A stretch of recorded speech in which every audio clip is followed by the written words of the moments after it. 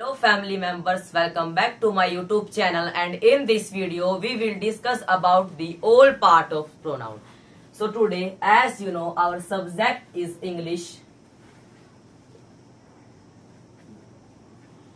and कल हमने first part के बारे में बात की थी प्रोनाउन की। आज हम सेकंड पार्ट से लेकर 9th पार्ट तक के बारे में बात करेंगे। हमारा सेकंड पार्ट कौन सा है? इंटेरोगेटिव।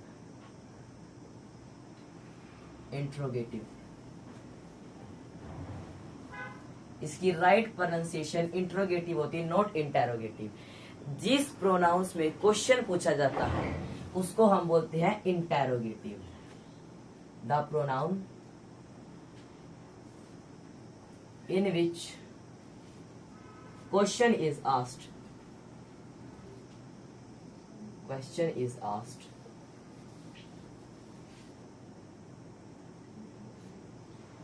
एग्जाम्पल है इसका,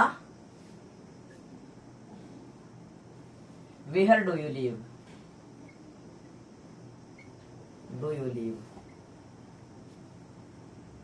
और पीछे हम क्वेश्चन मार्क जरूर लगाएंगे क्योंकि इंटेरोगेटिव सेंटेंस है। हमारा सेकंड पार्ट है रिलेटिव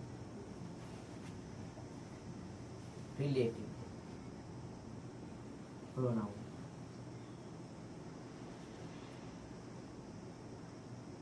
जिन प्रोनाउंस का प्रयोग दो वाक्यों को जोड़ने के लिए किया जाता है उनको हम रिलेटिव प्रोनाउन कहते हैं। जैसे कि one another. I will give example as well. For example,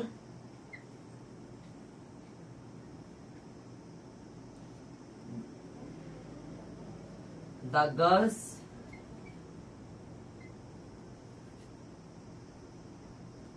bought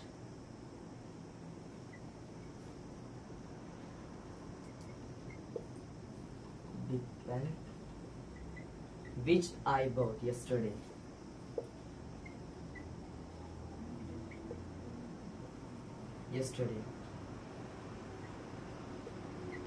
अब हमने दो पार्टों के विषय में डिस्कस किया, तो एक बार हम दोबारा से रिवाइज करेंगे।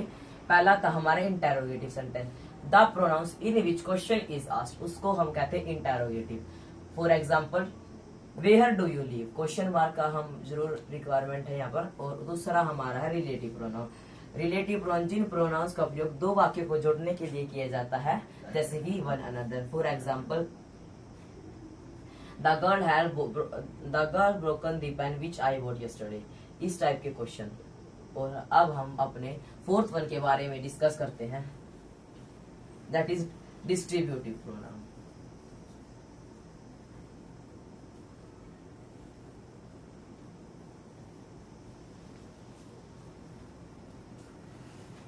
डिस्ट्रीब्यूटिव प्रोनाउन में क्या होता है? जिन प्रोनाउंस का प्रयोग डिस्ट्रीब्यूटिव प्रोनाउन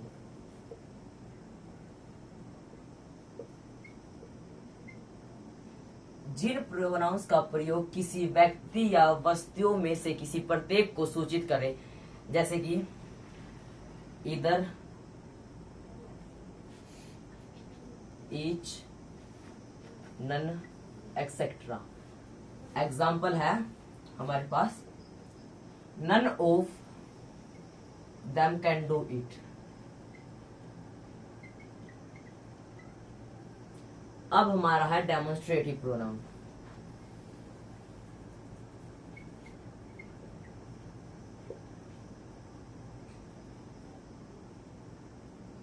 जिन प्रोनाउंस का प्रयोग नाउन को सूचित करने के लिए किया जाता है, जैसे कि this, these, those, that. This का मतलब होता है यह, दिस का मतलब होता है ये। दिस क्या है? सिंगुलर। दीज क्या है? प्लूरल।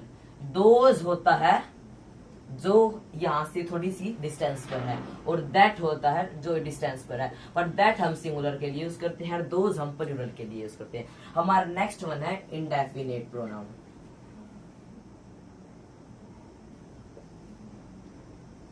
जिन प्रोनाउंस में किसी निश्चित या स्पेसिफिक व्यक्ति के बारे में नहीं बात की जाती, जैसे कि never abuse others,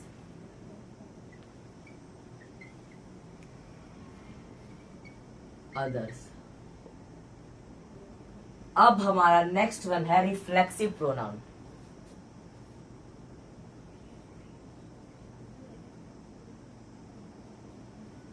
reflexive pronoun जिन प्रोनाउन में काम का प्रभाव डायरेक्टली सब्जेक्ट के ऊपर पड़ता है उसको हम कहते हैं रिफ्लेक्सिव प्रोनाउन। जैसे कि ममता डिसाइड हरसेल्फ। अब हम इनको एक बार रिवाइज करते हैं। डिस्ट्रीब्यूटिव प्रोनाउन, डिस्ट्रीब्यूटिव प्रोनाउन में होते हैं जिन प्रोनाउन में किसी व्यक्तियों या वस्तुओं के बारे में डिस्कस किया जाता है, इधर नीदर एक्सेट्रा। डेमोन्स्ट्रेटिव प्रोनाउन ये होते हैं दिस दिस दोज एक्सेट्रा, ये होते हैं डेमोन्स्ट्रेटिव प्रोनाउन। हमारा नेक्स्ट वन है इंडेफिनिट प्रोनाउन। इंडेफिनिट प्रोनाउन वे होते हैं जिनमें किसी निश्चित व्यक्ति के विषय में डिस्कस नहीं किया जाता है। रिफ्लेक्सिव प्रोनाउन वे होते हैं जिन प्रोनाउन में किसी काम के करने का होना पाया जाए।